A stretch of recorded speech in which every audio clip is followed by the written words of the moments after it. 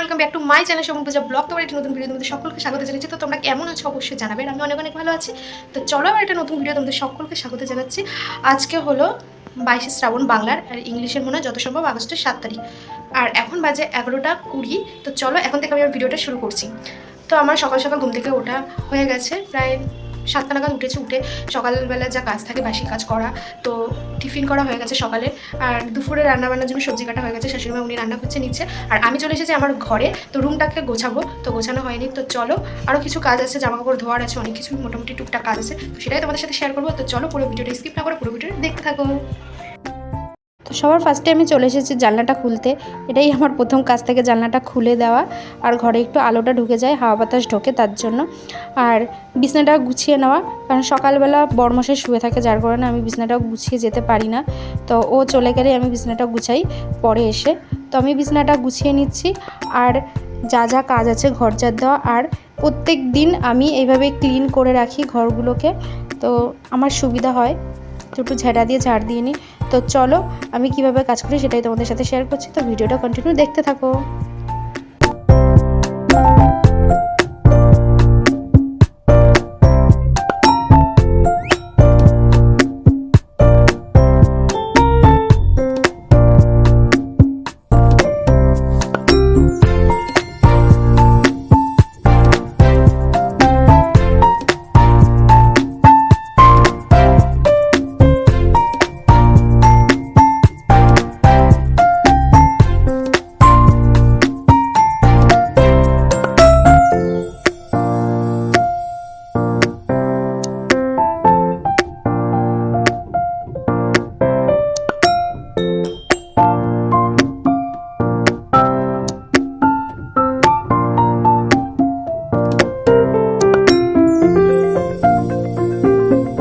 তো ঘরের কাজ কমপ্লিট করে আমি ছাদে চলে এসেছি। কিছু জামা কাপড় কয়েকদিন ধরে ছিল ঘরে, ধোবো বলে, কারণ মেঘের যা অবস্থা, এই বৃষ্টি হয় এই রোদ হয়, তো আমি একটু রোদের মুখ দেখে আমি তো জামা কাপড় ধুতে চলে এসেছি উপরে।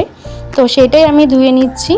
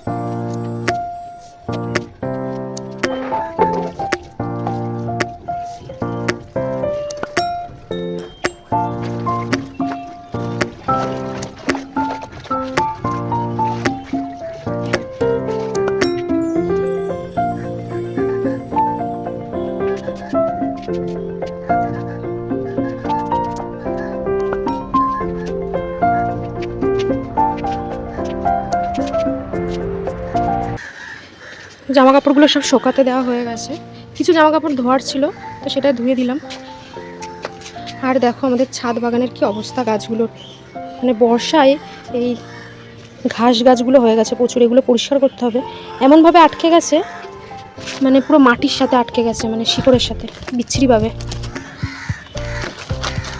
পুরো টপ টপ ছিঁড়ে যাচ্ছে, এত বাজেভাবে হয়েছে।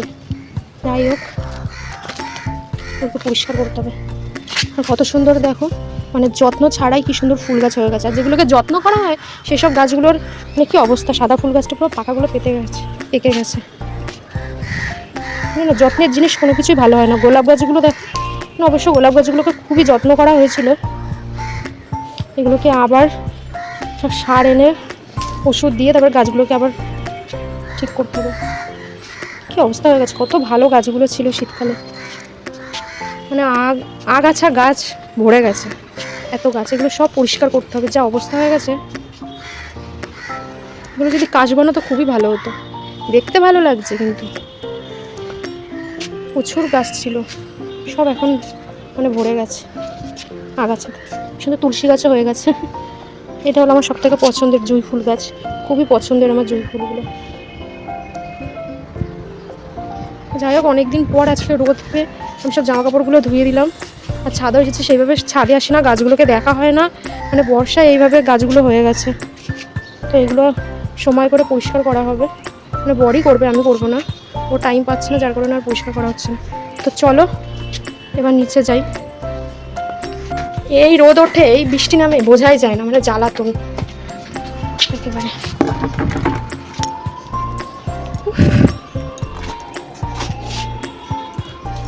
একটু রোদ দেখে একটু কাছাকাছি করলাম, ধুয়ে দিলাম, সেটা বৃষ্টি নামা শুরু হয়ে গেল। এই হচ্ছে কয়দিন ধরে। স্নান কমপ্লিট করে নিয়েছি আর চুলটা আশ্রয় নিচ্ছি। আর বর্ষাকালে জানো তো প্রচুর পরিমাণে চুল উঠছে, মানে কি করব বুঝতেই পারছি না, এত পরিমাণে চুল উঠছে।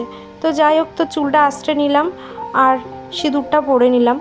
বিয়ের পর এই সিঁদুরটাই হলো সৌন্দর্য, সিঁদুরটাই পরলে একমাত্র সুন্দর লাগে, তাই না?